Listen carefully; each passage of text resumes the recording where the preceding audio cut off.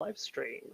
Um, I'm your, like I say, I'm your host, which I mean, I guess technically I am the host of these things, but yeah, also kind of the instructor and whatever else. Anyway, I'm Tim. So I'm the instructor here at the Old Sword Club. Uh, been teaching online since the start of COVID. We'll be going back to in-person lessons soon. Still trying, to be honest, trying to work out how I'm going to keep doing some online stuff as well, just because I know there are a lot of you out there who do come to the online things that probably couldn't make it to a physical in-person lesson. Even a few international guests, which is just kind of cool. But anyways, yeah. So tonight we are looking at the dueling sword. Um, Probably more commonly known as the epee, although I mean this is actually one that I kind of threw together from modern parts. But in the 19th century, with the early sort of epees that became the modern epee fencing epee, you still have like the blade cross section of an actual sword, except wider and blublier. Didn't have the rubber tips because they just had that wasn't really a common thing back then. But they had the guards were centered, much like a foil guard, as opposed to being like um, asymmetric like the modern epee guards. But otherwise, yeah. And they also the other thing they had straight handles. I don't know when the French grip that were modern Olympic fencers are used to, that contours to your hand, came in. But you see a lot of images of 19th century fencing epees, and they've got like a straight grip. Same with the foils, which I find kind of interesting. This one is, I mean, this is not an inaccurate replica. The guard is a little small, even by even by the standards of the period. They should be, like sort of about this much wider. And the grip was a little different, but not that much. But yeah, it's for something that I just got, where I just was able to get a few different Leon Paul fencing parts and a few like vintage like 1970s era Olympic fencing bits, and throw them together and make something that looks 80-90% like the historical ones. This is pretty good. Doubly so because these are fairly cheap. But yeah, so when I talk about the dueling sword, what I'm talking about is essentially the 19th century version of the small sword. It is essentially the ancestor of the epee, or is like the really early form of the epee, the modern Olympic fencing epee. The history of that being that people were getting into duels, swords. They were, and you started to get problems where experienced foil fencers were losing in duels to people with like very little or even no fencing training, because they just get poked in the arms or like stabbed in the face or whatever. And so a group in France, where dueling was very, very important, a group of French fencing martial arts masters got together and basically said, right, we need to come up with a system and a weapon and a training method that actually simulates an actual duel. So they came up with what is called what eventually became modern epee, but in the period is often referred to as dueling sword. Interestingly enough, so Alfred Hutton talks about a trip he made to, so he talks about a visit by an American fencing team where he says, we did a bunch of foil, single stick, saber, and dueling sword. But what he means by that is epee. And I don't know why modern Olympic fencing refers to as epee, whereas historically in the 19th century it was called dueling sword, especially given that in the period Britain wasn't actually, like the British weren't dueling either, although the French were, and the Continentals were. Continental fencers were still dueling at this point, and dueling would continue as a social custom up until World War One, and then after World War One, there were a few cases of duels that, but even at the time, they were considered kind of weird and anachronistic. In the same way that if two people have a sword duel today, it would be considered kind of weird and backwards. Anyway, I should get started with the lesson. Rambled enough about the history of this. So one thing I'm going to be doing tonight is I'm going to be leaving this PVC pipe on the end of my epee, The reason for that is so that you can see what I'm doing. Because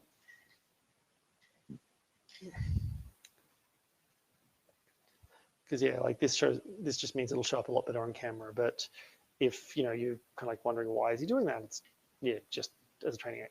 Anyway, so to start off with, we're going to start by coming on guard.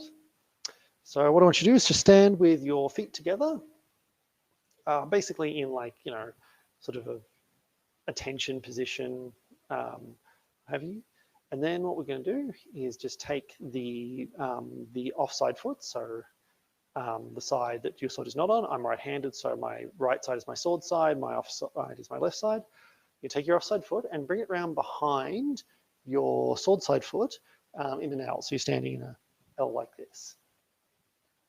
From here, you're going to move your feet about 2 foot widths apart and bend your knees so you've got a nice, comfortable kind of squat. And a really, really good way to test if you've got a good, comfortable squat is look at yourself in a mirror or like a window at night when you can see your reflection, or on a computer monitor whilst you're doing a live stream, and just take some steps back and forth and see how easily you can do it without your head bobbing up and down. And I mean, your head bobbing up and down, not having your head bobbing up and down is useful for being non-telegraphic. But the main thing with this is if you stand too far upright, what's going to happen is you're either going to squat down, step, and shoot back up to move, or you're going to make very big committed steps, neither of which are really good. Now from here with your sword, all you're going to do is take your offhand, you're going to bend at 9 degrees, you're going to sit with your upper arm, your bicep, basically horizontal, and you're going to have your forearm vertical and your hand held loose and relaxed. Just sitting up here, basically, but like right behind you. You want your hand, this hand is back here for balance. Your sword, for your sword, you're going to bend your elbow, your sword side elbow to 90 degrees. You're going to have your forearm roughly horizontal, and you're going to have your sword pointing. You're going to have your sword, or your tip of your sword at about shoulder height, give or take. This is a pretty common guard, certainly in Hutton's system. He uses this guard as the primary guard for everything. This is the medium guard. And it's kind of a good, really kind of cool universal guard. Interesting enough, you actually see the same hand position in bayonet. Like Hutton's bayonet and a lot of bayonet systems of the period look like someone took a fencing guard and just put their other hand on for convenience, but the backhand is still roughly in the same position. And you can you still use the same hand positions and motions to manipulate the bayonet. So like foil and dueling sword mat is also really good basics for bayonet. All right, so I'm just going to quickly check the comments. All right, cool. Sweet. If you want to ask questions, just chuck them in the chat whilst I'm going. And if I see something pop up, I'll go and have a look at it once I have a break, or once I'm kind of part of the way through teaching. All right, so from the medium guard, this is kind of a default position, or like a middle position between all of the hand positions. But the thing we're going to start off with is we're going to look at just thrusting, just extending. You very rarely thrust with your hand in the medium guard position. In fact, I don't think you ever do, or I don't, because it doesn't really form a position or do anything. But yeah, it's a good way of learning the motion of thrusting, and knowing how to thrust is really, really useful in term as a way, or knowing how to thrust in the medium guard and then translating that to other hand positions is a really, really good way to become adaptive. So from here, it's off with, all we're going to do is start by extending our sword. We always want to get our sword out first to make sure that we're putting out a threat before we're giving our opponent a target. Then we're going to kick our front foot forward.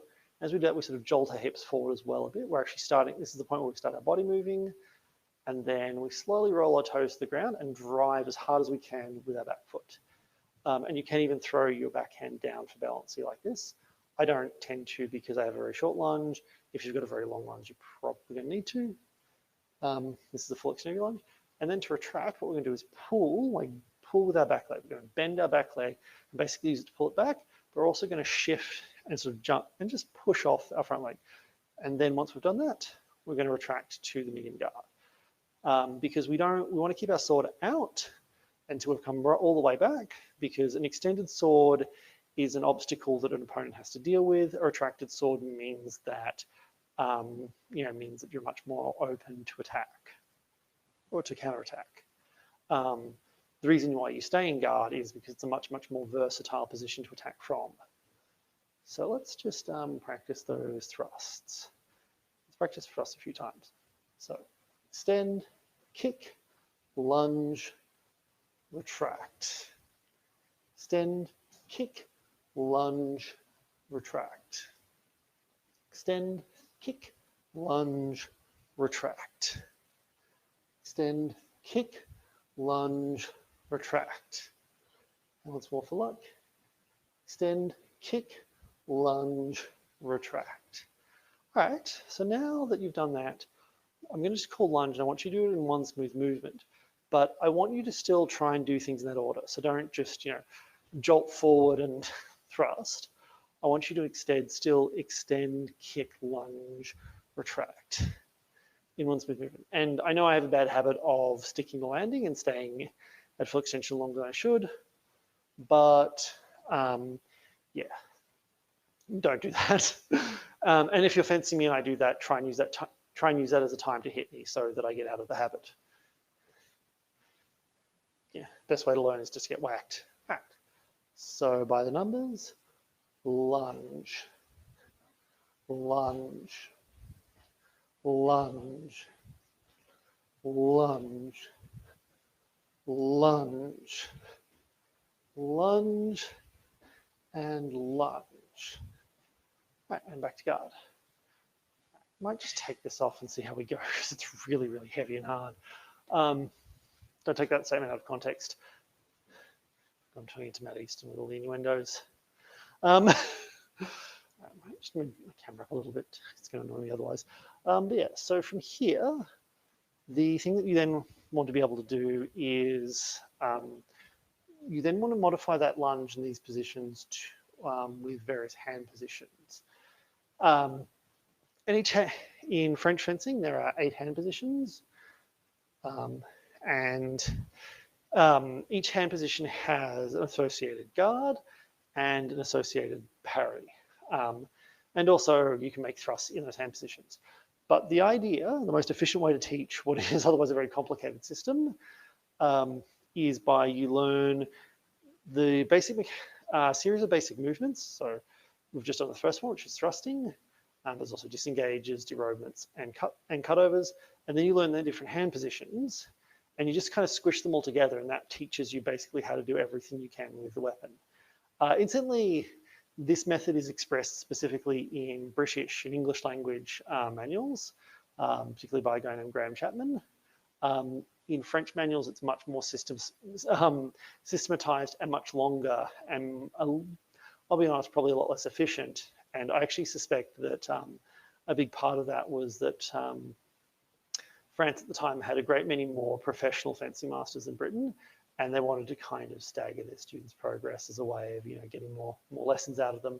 Whereas in Britain, you primarily had fencing clubs, so people paid to go along and fence, and probably would have gotten a bit frustrated if it took them too long to learn enough fencing to actually go and bout. Right. So the first hand position we're going to look at is prime. So that's this one. My hand is on the center line. So if you imagine a line extending out from my armpit straight, my hand is on that, and the tip of my sword is in line with the offside of my body, with the outside line of my body. My hand is up at this angle, and when I'm on guard in prime, it's forward. When I'm parrying in prime, the tip is down. But this is a way of defending and closing the outside line. Fans of William Hope will remember this will recognize this as the hanging guard that he's very, very fond of. So this is the prime guard, and then this is the prime parry. And the difference between a guard and a parry, and I'm going to have to get the pipe for this. The pipe. Actually, right. This is going to be a lot easier to see what I'm doing if I'm just using the stick. difference between a guard and a parry is the height of the tip. So in a guard, my tip is extended so I can thrust by just moving forward if my opponent provides an opening. With a parry, my tip is down to increase coverage. So what we're going to do is we're going to start in a medium guard. We're going to go to a prime guard. We're going to go to a prime parry, then to a prime guard, and then we're going to do a thrust in prime and come back to a medium guard so that you get used to doing each, but also so you get used to transitioning. Right, so medium guard, first to go to the prime parry, just turn my hand over and bring my tip out in line with the outside of my body. And when I do this, I actually like to draw a little circle to the opposite side of my body, because I find there's a tendency, if you don't, there's a tendency to do this, which can scoop your opponent's sword into you. Whereas if I draw just a little circle, that's then going to guide my opponent's sword. That's going to mean that my sword is always covering me as I come in. So I just find that's a very, very useful way to get there. So from here, draw a little circle and come to a prime guard, or prime parry, sorry. Then, now that we've parried our opponent, we're going to then return the fate, we're going to return the thrust. So first we have to come to a guard. In this, with thrusting weapons, you need to point the weapon at the opponent before you thrust them. You don't want to try and bring your tip online in flight, because that's there's every chance that you just won't. You'll just end up slapping them, which is not desirable. Then from here, we lunge and thrust, come back to medium guard. So, by numbers, medium guard, prime parry, prime guard, lunge, and back to guard. And from here,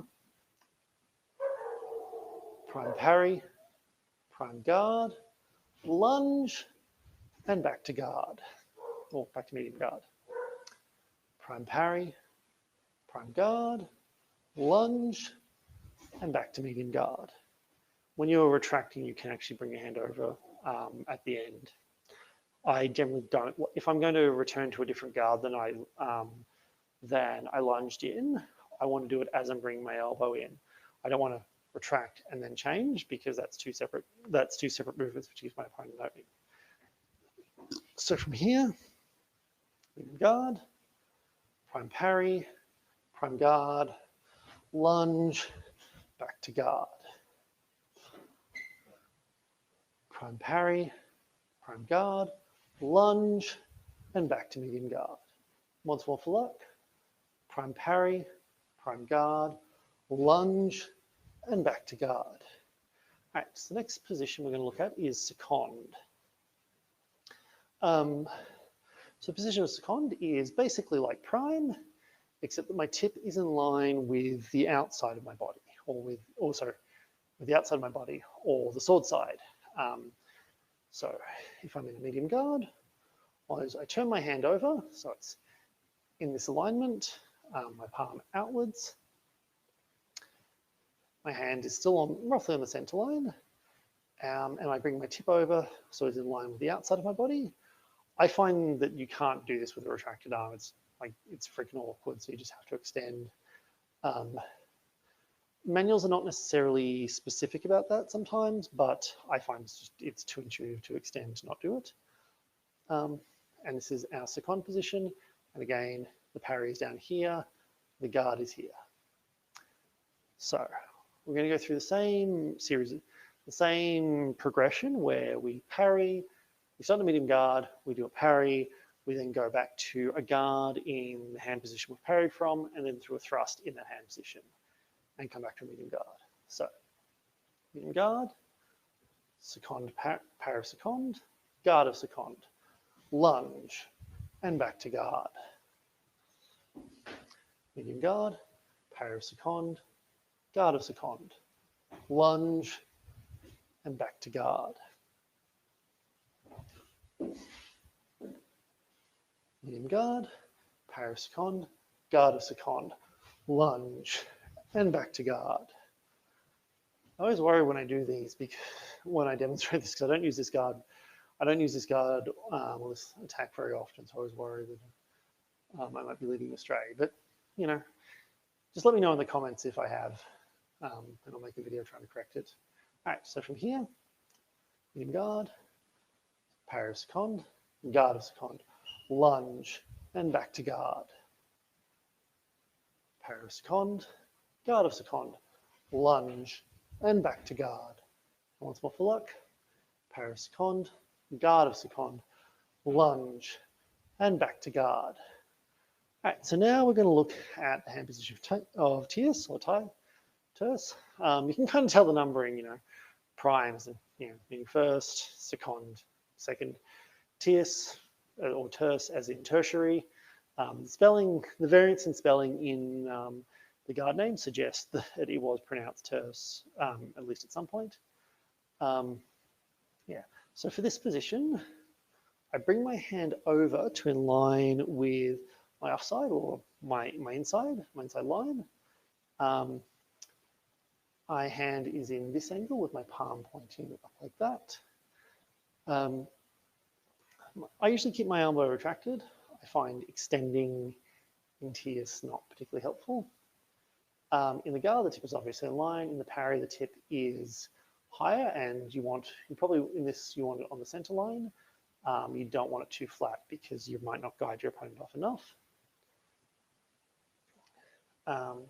Yes, it's a tierce position. So from medium guard, let's do our progression. Start in medium guard, tierce parry, tip high, tierce guard, comes down, lunge, retract to medium guard. Tierce parry, tierce guard, lunge, and back to guard.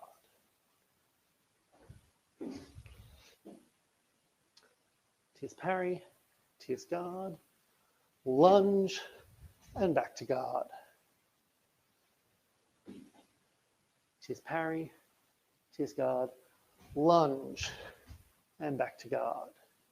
Tierce parry, tierce guard, lunge, and back to guard. Tierce parry, tierce guard, lunge, and back to guard. Tierce parry, tierce guard, lunge, and back to guard. That's oh shit. I just got my numbers wrong. So this is cart, this is tierce on the other side. Sorry, did not get much sleep last night. All right, so looking at what is actually tierce, this being cart, this being tierce, really doesn't help that I'm looking at myself in a reflection. So tierce, for the actual tierce, we go to here. So my hand is in this angle, my palm is facing down. My tip, you want, unless your tip is on the center line. So with dueling sword, with foil, with epee, with the hand positions, generally you always have something on the center line. It's either your hand or your tip. And I find that's a really, really useful kind of cue or thing to concentrate when you're practicing these positions, because if you can keep either a hand or a tip on the center line, you're never going to overextend.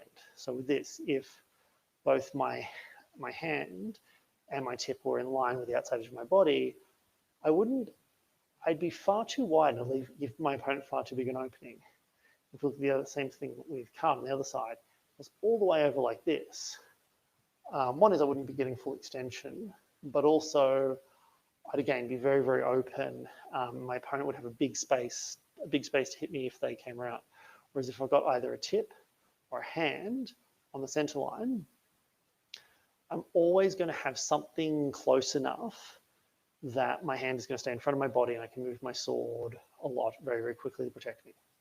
So with tierce, my hand in line with the outside edge of my body. My tip is, on the center line. For parry, my tip is high. The guard, my tip is low. Extend, lunge, retract.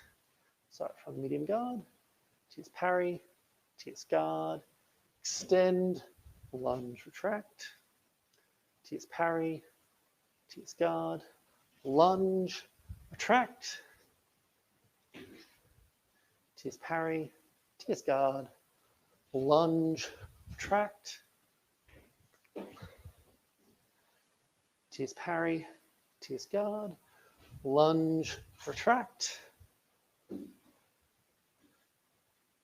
Tierce parry, tierce guard, lunge, retract, tierce parry, tierce guard, lunge, retract, tierce parry, tierce guard, lunge, retract, tierce parry, tierce guard, lunge, retract. All right, so I'm just going to take a quick tea break. Not like literally, I'm just walking to my desk to get a cup of tea. Certainly, if you have any questions, ask them now.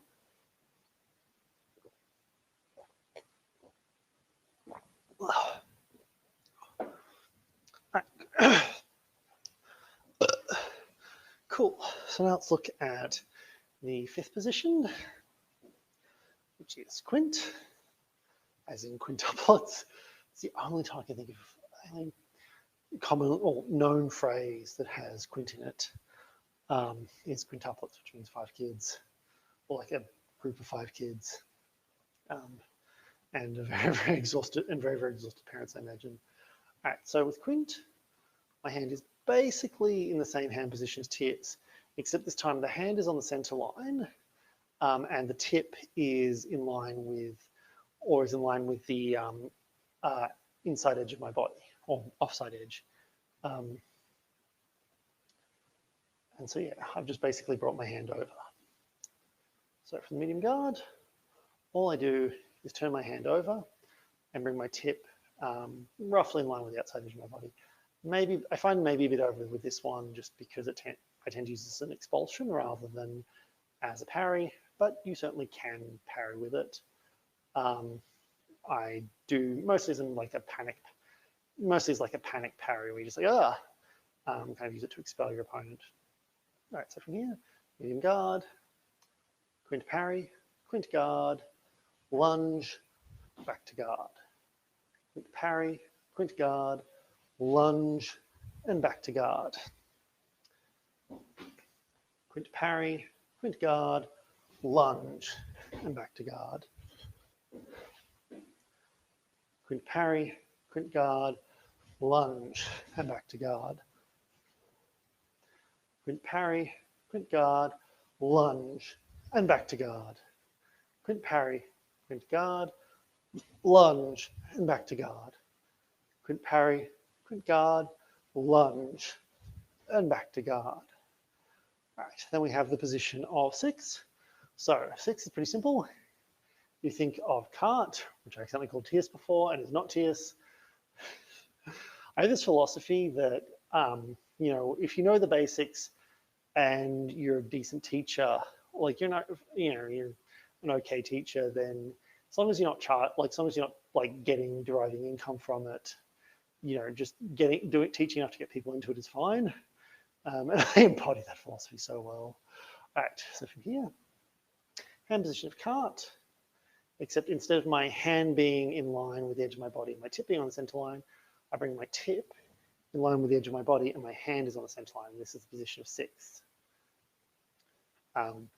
This is a very, very common guard position, and there's a lot of manuals that say basically you move between cart and 6 to parry, which I always found kind of a bit uncomfortable. I always think of 6 more as kind of a, oh shit sort of panic parry game. But, if I'm going to defend my outside line, I much prefer a tierce parry, but I guess I'm a bit different to the sorts of 19th century people who write manuals. Mostly because I lived like over 100 years later.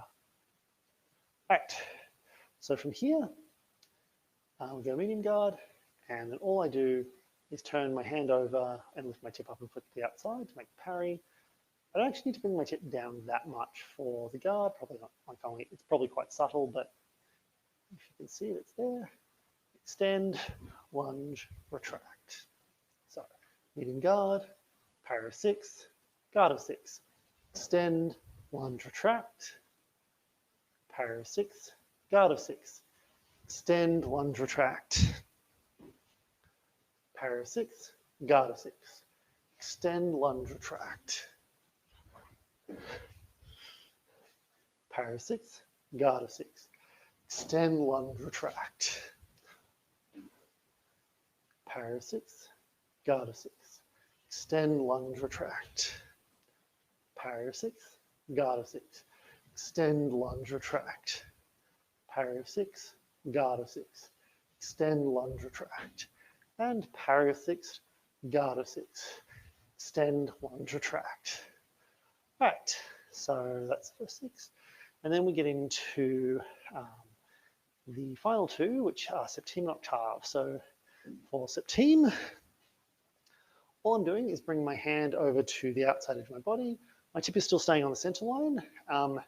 Incidentally, the reason why I don't put one of the other reasons I don't put everything on the outside line is I want a bit of an angle on a slight diagonal, because if something hits at a diagonal, it's actually going to glide things off quite subtly. Whereas if I whack things aside and then just go straight down, my opponent doesn't have any resistance to get control of my blade sideways. Like, it's quite easy to just push sideways and come back online. But for 2, it's also very percussive and very easy for my opponent to feel, whereas moving at an angle is quite subtle. And I've done fencing where I've been on both sides of this, where, you know, I felt like my tip was online, I've gone to thrust, and it's just been guided off, and I've realized just too late, and then got stabbed. I've done the opposite as well, but nowhere near as often as it's been done to me. So with septime, my hand stays on the center line, and my tip goes in line with the inside edge of my body, with my offside. And when I move to this position, again, I like to actually draw a little circle the other way. I don't like to go directly there when I practice. I mean, I tend to do that when I bout. But I find that when you bout, every motion you do gets exaggerated. So if you go straight there when you drill, you'll circle there and potentially actually guide your opponent in onto you when you do it in a bout. Whereas if you practice circling there, it means you'll go directly there in a bout. Something I want you and every martial artist to understand is that drilling is not sparring, and sparring is not fighting. You know, you don't drill a literal like the literal movements you do in about. You drill movements in a way that's going to make you move better in a bout. And then when you're bouting, the theory is that you drill the movements. You drill the movement. You bout in a way that's going to make you better if you would actually have to fight. I mean, I guess I do maintain competition probably comes close, just in terms of there's a lot of adrenaline, people really going all out, you know, and just particularly if you're not used to competition, it can be quite scary. In the same way someone trying to stab you is scary. Well, not the same way someone trying to stab you is scary, but you know, your movements will get bigger and weirder. But yeah, you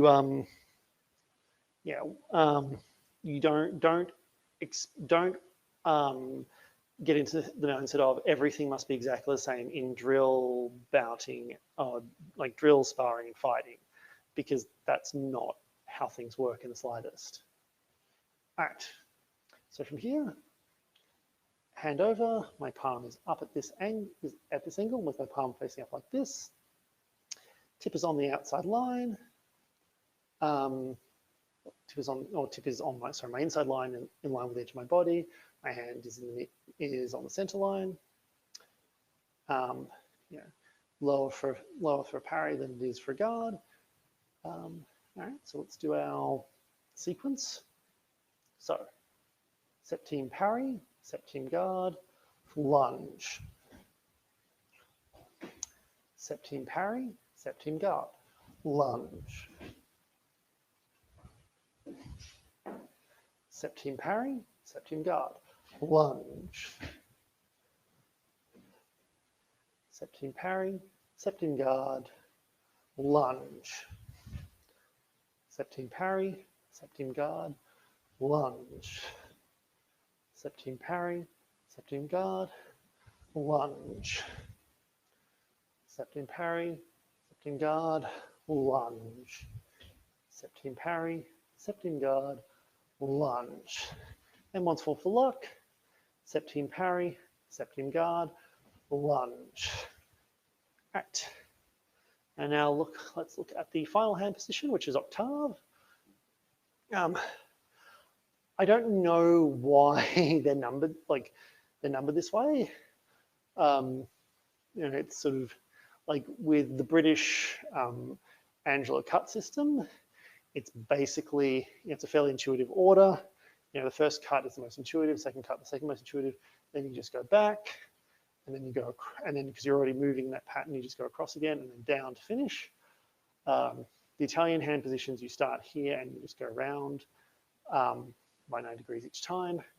With the French numbering, I don't get the logic behind it, I'll be honest, but it is what it is. Right. So let's look at octave. So for octave, it's like septime, except my tip is on the other side. So all I do is I just rotate out a little, come on guard, and you know, tip low for a parry, tip on line for a guard, and thrust. So, and again, circling the opposite direction, particularly when we drill, so that we thrust better when we bout. All right. So let's begin. So octave, guard, lunge. Parry of octave, guard of octave, lunge, and back to medium.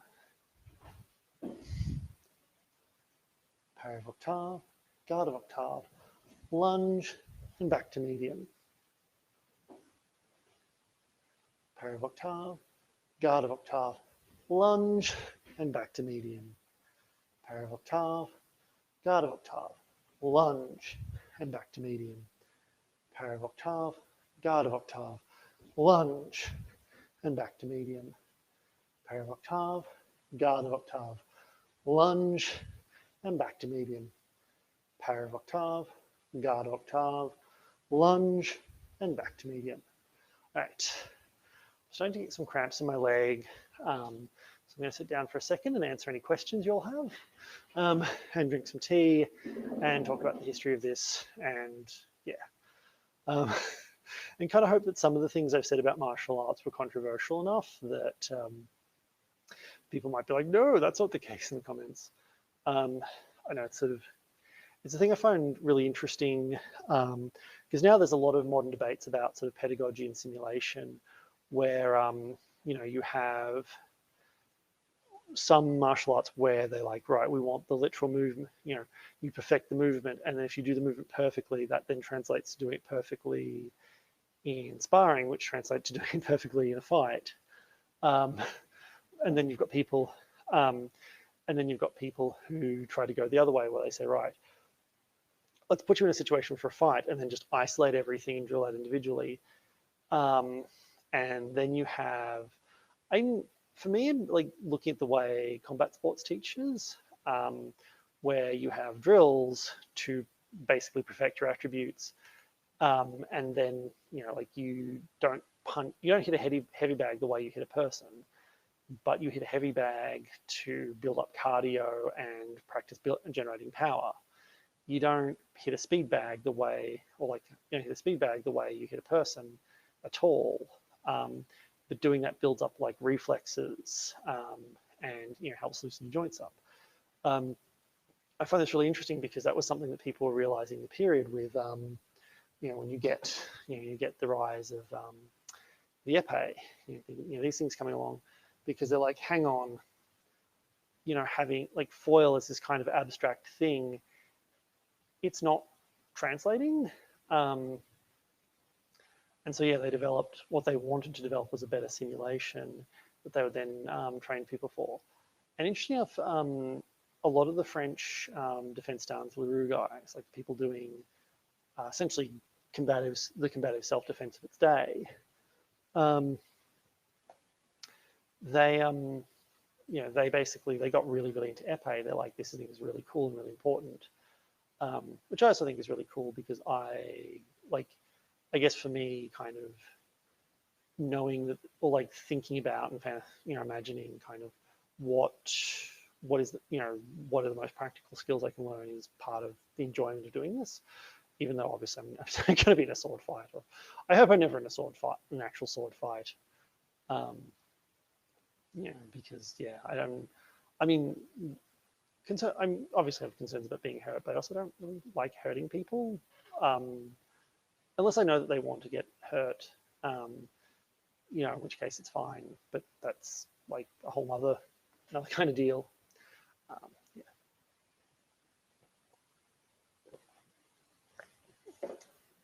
All right, so let's now look at moving between these positions, because I mean, obviously I can move directly between hand positions in a straight line, but that's not necessarily, and as much as that's probably the quickest way to do it, it's not necessarily optimal. If you imagine that my opponent had, you know, you know, my like, you know, my sword has to exist relative to my opponent's, all of a sudden the ways in which I need to move my sword that become optimal change. You know, sure, it's very quick to just move through space like this, but if my opponent is holding their sword against mine, moving hand position might not actually, moving hand position directly might just end up with my tip facing in a strange place and give my opponent opening to manipulate my sword. And also, it also might not accomplish anything because my opponent is just going to close the same line because that's where my sword is pointed anyway. I've got a question I might quickly answer. So Kirak asks, and I'll put that up on the screen because he's mentioned monster, and I love when people mention sources. Kirak always asks good questions. A couple of times in Monty's book, it talks about how he was asked by someone who couldn't fence what to do in the duel the next day. He taught him how to guard a one trick and told them if he did not need to pay him until after the duel. That's ballsy. Yeah, that is ballsy. Although, I mean, well, it should be remembered that most duels were not lethal. Most duels were to a substantive wound in some case, or in French duels to first blood. Like it was about showing that you weren't afraid. It was often about showing that you weren't afraid. It was a way of, you know, duels ended when it became apparent that both people were prepared to face injury and death to defend their reputation. In a lot of ways, dueling was not so much about defending your honor against the person who besmirched it. It was about defending your honor against any future besmirchers who'd be like, all right, well, this guy is prepared to defend his honor. Or, you know, not necessarily a guy. I mean, certainly women did duel. Emancipated duels were a big thing. And I imagine there was a bunch of people who were, you know, probably at that point very secretly gender non-conforming, who fought in duels. But yeah, when people, you know, be like, a lot of people would be like, oh, this person is prepared to defend their honor with, you know, prepared to face, you know, injury and death, and also legal sanction from causing injury and death to protect their honor. And so it'd be a bit more cautious about, you know, besmirching them. Whereas if you're unprepared to defend your honor, you know, you made yourself quite vulnerable to, well, I would suggest, you know, people of low character still, but that's just me. But yeah, no, there's a lot of, I mean, if you ask me if you had no experience like with a dueling sword or no experience fencing, and you asked me what to do, and you said you were going to go and do some fencing or going into a fencing match, you're going to do a proper fencing match to get someone who had more experience, what I would tell you to do is very different to what I would tell you to do in a recorded lesson that you know, you can rewatch when you want to practice this stuff, and you know,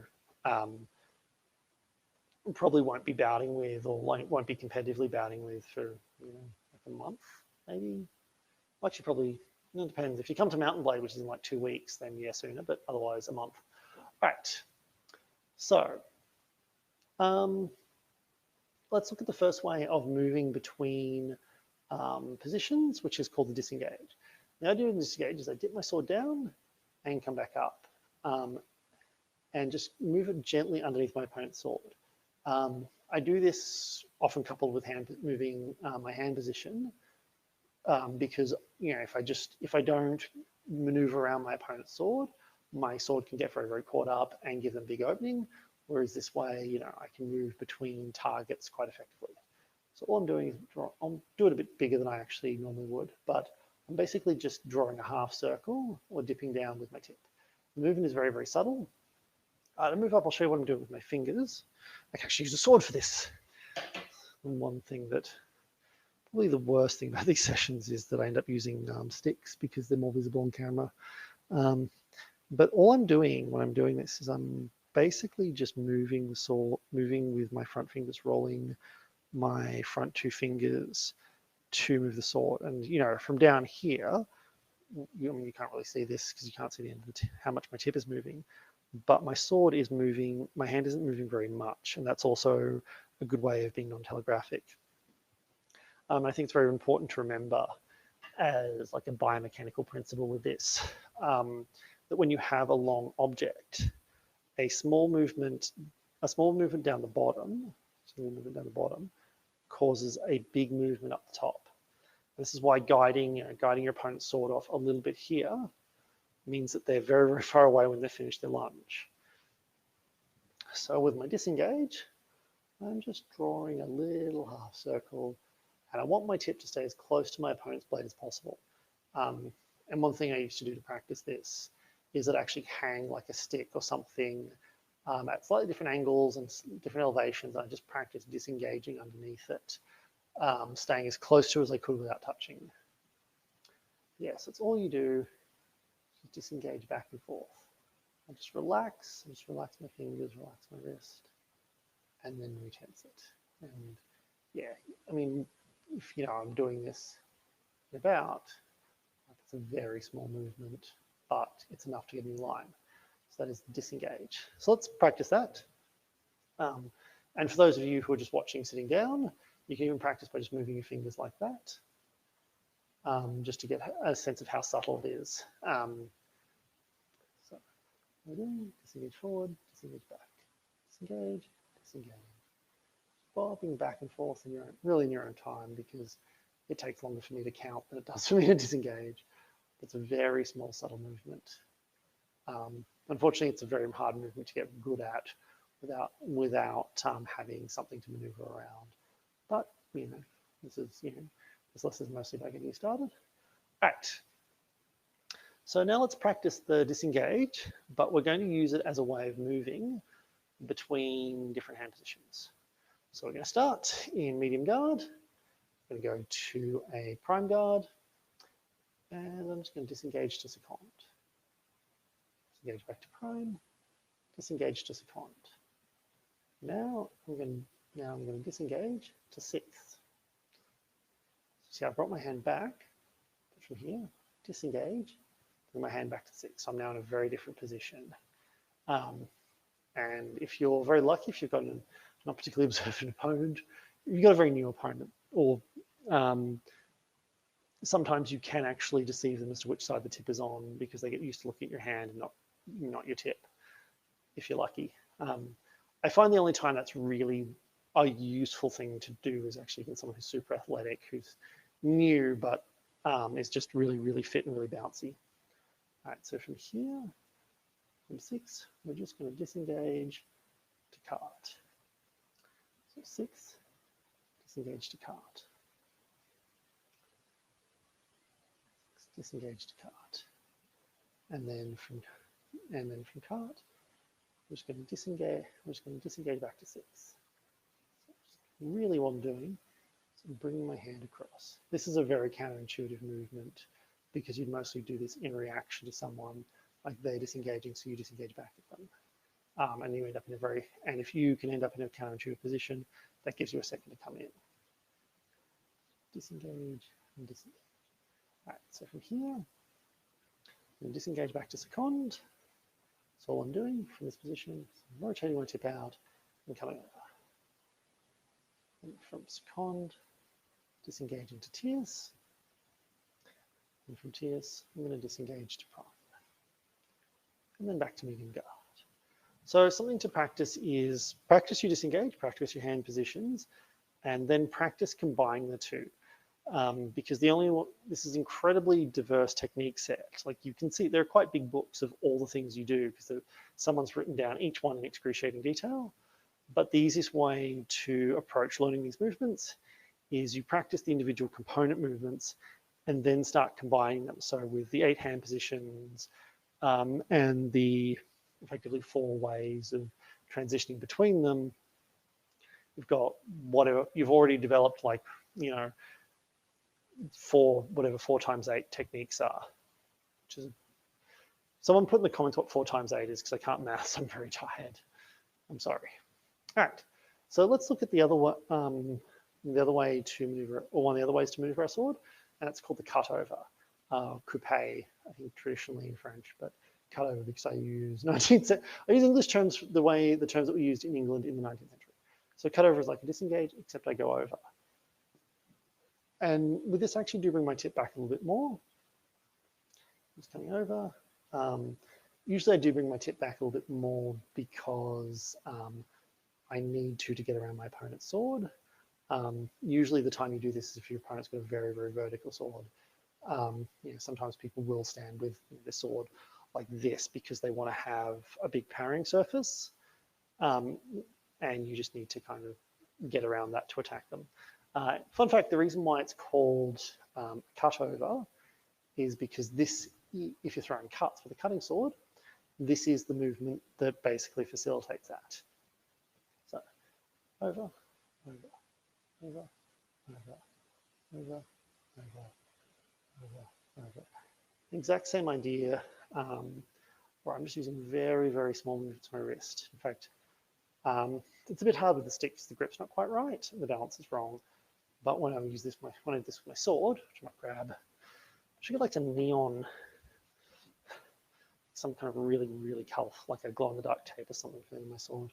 When I do this with my sword, I'm mostly rolling my fingers to do it. I'm mostly just pushing, really just pushing my thumb. I'll show you that. Pushing my thumb back and forth to get over. All right, cool. And there's my cut over. All right, so let's look at the cut over, but using it to change between different hand positions. So again, I'm just going to call out the number, assume it's a guard, and we're just going to see if we can move through what are probably, in many cases, will be very counterintuitive and maybe not transitions you would make it about, but if you can in drill make really counterintuitive transitions, you can make more difficult transitions when you're sparring. Because again, how you drill is not how you spar, and how you spar is not how you fight. And each is about developing the sorts of traits that you want for the next one along the progression. So medium guard, and I want you to cut over to come to cart. From here, we're going to cut over and come to tierce, and cut over and come to cart. And from here, we're going to cut over and come to quint. And then from quint, we're going to cut over and come to sixth. And from sixth, I'm going to cut over and come to octave. This is actually what I do if I'm in sixth. There are times when I'll sweep all the way around and come to octave. And from here, we're going to cut over and come to quint. And then we're going to cut over and come to prime. And we're going to cut over and come to second. And cut over to back to prime. Cut over to tierce. And cut over to cart. Cut over to quint. And from quint, we're going to cut over to sixth. And we're going to cut over back to medium guard. Right, cool. So yeah, those are your transitions. And then from here, now we're going to look at the last variant, which is called a derobement, which is so a disengage and a cutover are ways of moving between either side. So going from left to right, inside to outside, weapon side to offside, whichever. A derobement is about changing levels. So I can, if I'm engaged in cart, I might derobe down to 17. So I've gone from my tip facing threatening high to my tip facing threatening low. I might go back to, actually, you know what I'm going to do? I'm going to get a single stick. Because the single stick is comfortable for me and visible for you. And I should just use these things all the time. I should paint one like, bright orange as well. Or if I get like a little, like a sensor or something, it's one of those those programs people use to animate lightsabers. have like a lightsaber, you know, thing going around. Little Star Wars fans. All right. So from here, so we're just going to start in a medium guard, tip pointing high. I'm going to derobe, and it's now going to be low. Back up, which is also derobement, but reverse. And then derobe the other side, and back up. Derobe to the right, back up to the right. Derobe to the left, back up to the left. Derobe to the right, back up to the right. Derobe to the left, back up to the left. Cool. Now let's try that with some hand positions. So starting from medium guard, we're going to derobe to set team. We're going to derobe to a high octave. We're going to derobe to second. We're going to derobe to tierce. We're going to derobe to set team. Derobe to quint. Derobe to second. Derobe to tierce. Derobe to set team. Derobe to prime. Then derobe back to tierce. Then from medium guard. All right, cool. So that's most of what I wanted to cover tonight. And I know it's it's a lot, but if you practice it and start visualizing how you might use these sorts of things in a fencing match, what you'll find is that pretty much everything you do, whether like, you know, a feint is just a thrust done whilst disengaging. You know, well, I mean, we did para riposte, but you know, like even like beats are just often I find can be just particularly aggressive transitionary movements. And so yeah, what you tend to find is that these movements become, all these hand positions, this knowledge becomes very practical by application. And I know this is normally a bit backwards, where I tend to start with the or I try to put everything in the context of specific applications. But I guess the thing with dueling sword is that, and foil, is that there's so many different things you can do with each component part that it's very, very, you know, it's very, very hard to envisage that in terms of in terms of application.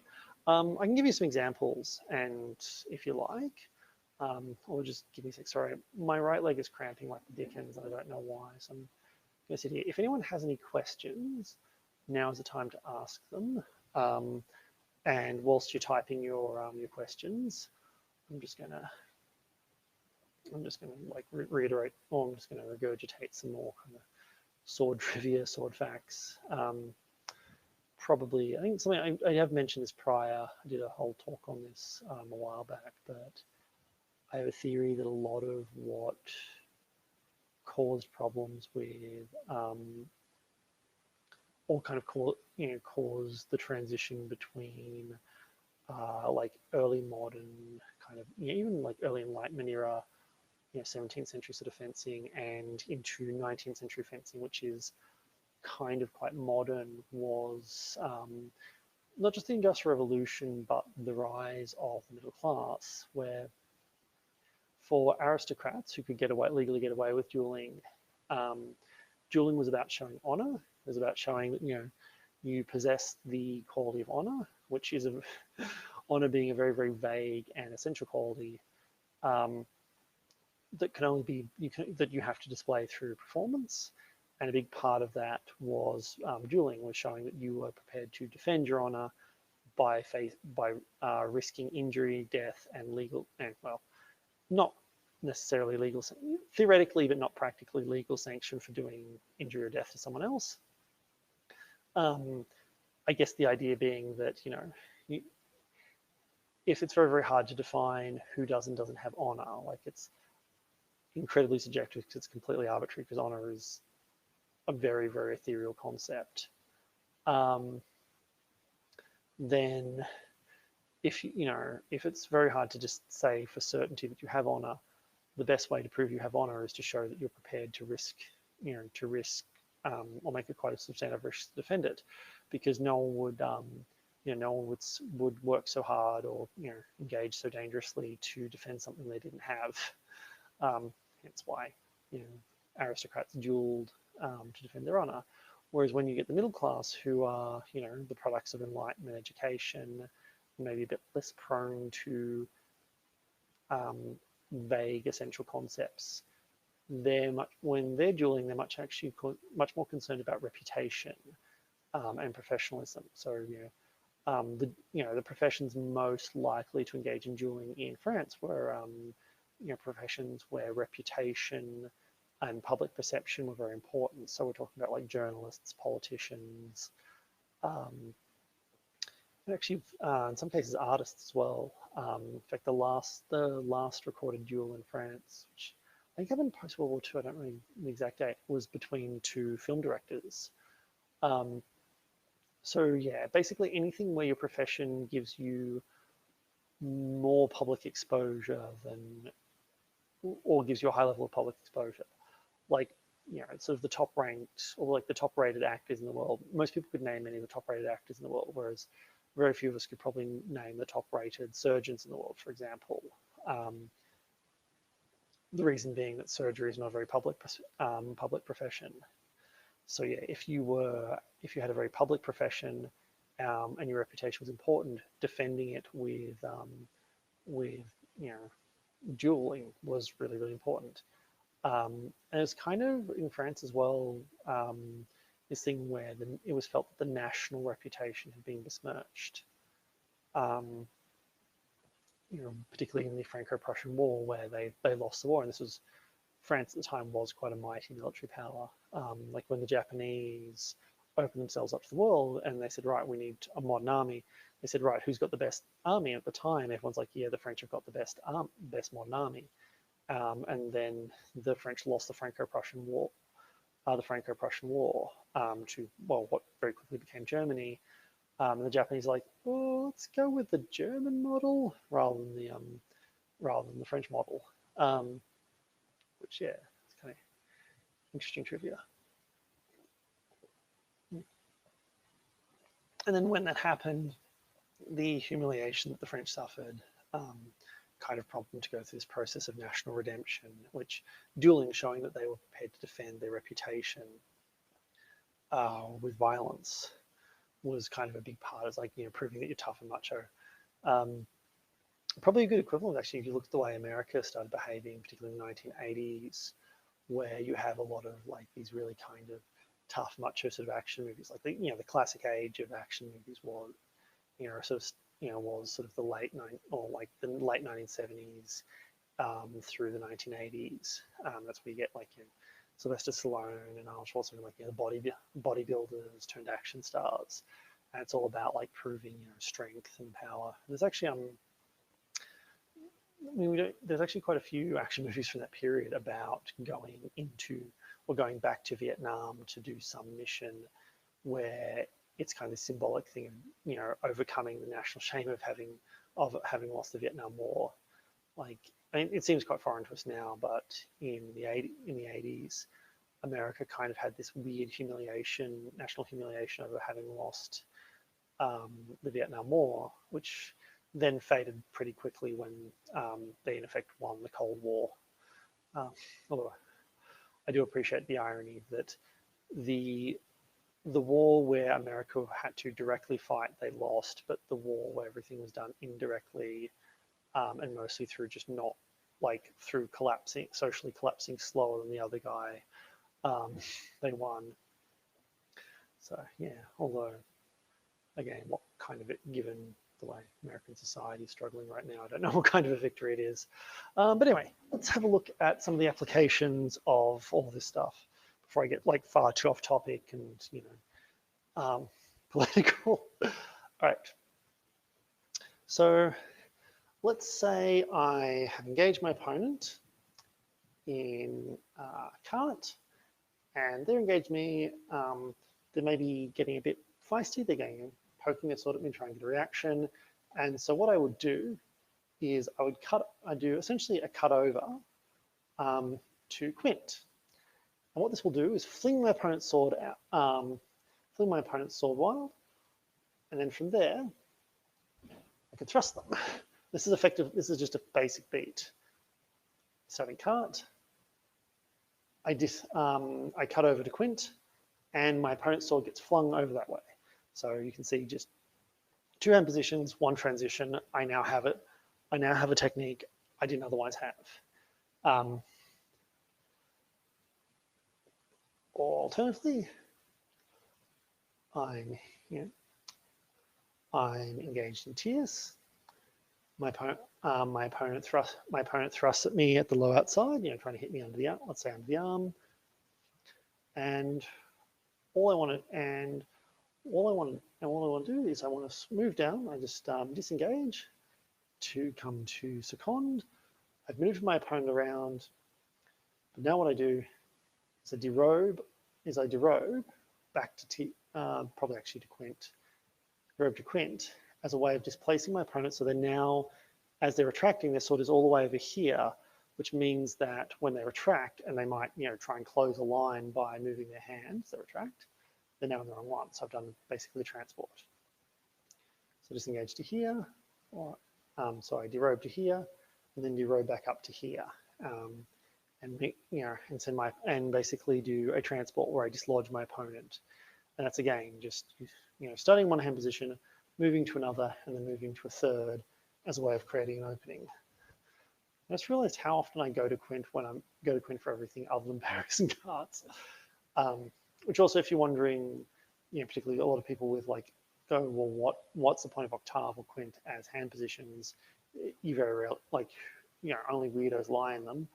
But the point of them is that they're positions you'll move through, and it's a good way of thinking of it.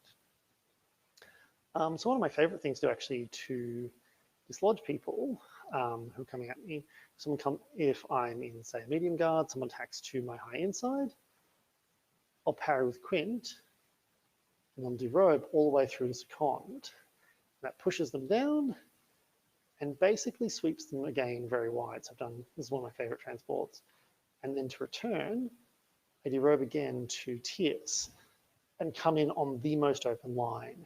The advantage of this being that my opponent has to then, because they've been so dislodged, really reef their sword up, which then makes it very, very hard for me hard for them to counterattack, to riposte me.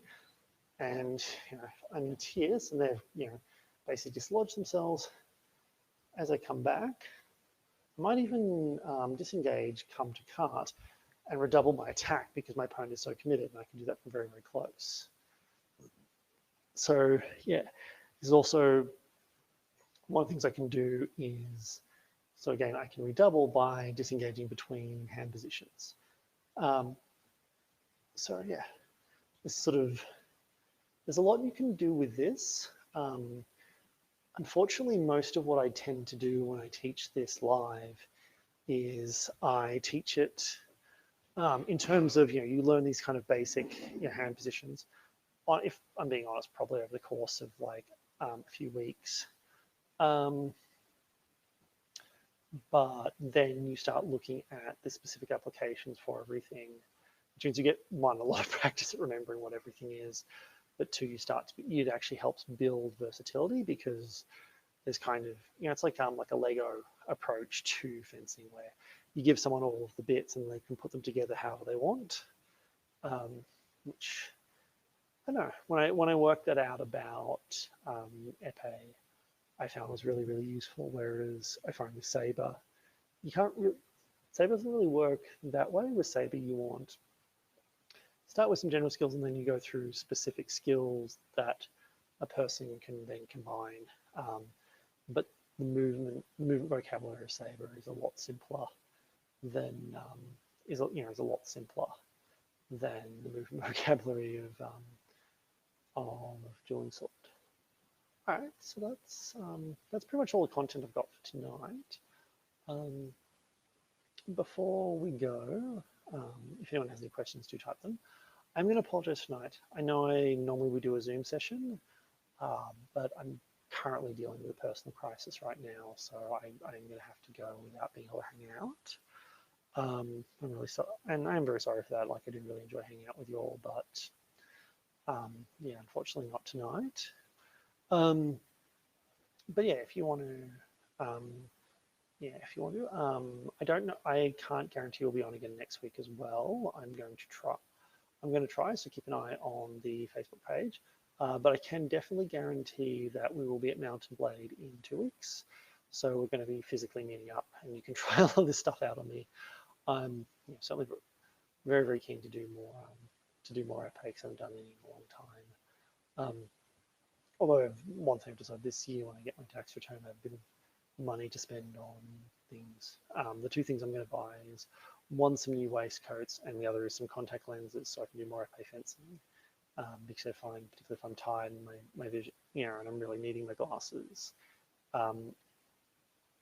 it's not an issue for things like boxing or saber where it's a big object that you're defending against. But when you're dealing with an epee, which is a very, very small object, I find it really hard to track. I think last time I did this at the Old Sword Club, the first lot of bouts I did against Kirok and Chris, I just got hit constantly, which, I mean, it's not unsurprising. Both Kirok and Chris have done a lot of Olympic fencing and are very, very good at it, but it was basically helpless. And then I tried fencing with my glasses on inside my mask, which was great until my glasses sit down and I couldn't adjust them because they're in my mask. But I could, during the period I could see I did a lot better. Yeah, so speaking of physical meetups, we are moving back to physical classes. I don't have a date as of yet. I was working on that, and then again, just been having a bit of a personal crisis that I've been dealing with. I was aiming to get back to physical classes in about next month. But again, keep an eye on the Facebook page, also on our website, for details of that when we're going back to physical classes, and also for details of what we're going to do as a way of still catering to the people who come to the online classes. Outside of that, I guess if you're keen for physical classes or keen to help us keep producing content, it would be really, I'd really appreciate the donation, especially because we're going to have a lot of costs. We're going to have a lot of costs coming up with the transition back to being on a physical space. So yeah, I've just posted the donation button to on the comments, and I'll post it in the event as well. And yeah, just if you all want to keep an eye out for what we're going to be doing next, I'm going to do my best to have a concrete plan that I can stick to as soon as I can. But by the same token, I'm also very, very reluctant to put together a plan that I'm not convinced I can commit to. I don't want to be cancelling events and screwing everyone around. So yeah, if I say something's going to happen, it will definitely happen. But I can't give you a guarantee. I can't really give you much of an indication what's going to happen till then, except for Mountain Blade, which, speaking of which, let me just distract you all again for a moment. If you all want to go to, our website,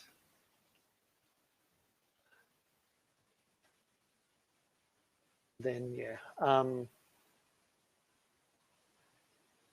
that's details of Mountain Blade, which will be coming up in about 2 weeks. And yeah, you can all kind of come along and fence me and see how you go. Anyway, that's it from me, unless there are any other questions. I hope you all had a good lesson, and I'll hopefully see you all again very, very soon. Bye.